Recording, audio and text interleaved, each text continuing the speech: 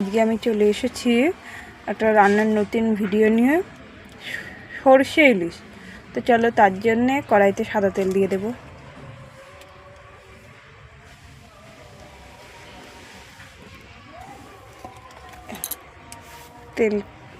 এবার তেলটা তেতে গেলে, তেলটা খুব ভালোভাবে এবার তেতে গেছে।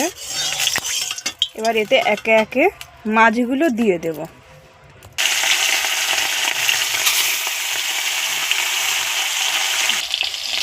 মাছগুলো খুব বেশি ভাজবো না, হালকা করে ভাজবো। এবার উল্টে দেবো এক সাইড। দেখো বন্ধুরা, আমার একটা মাছের চামড়াই উঠে গিয়েছে। কোনো ব্যাপার নেই, ঠিক আছে। চলো এবার একে একে মাছগুলোকে তুলে নেব। আবারও কিছু মাছ দিয়ে দেবো।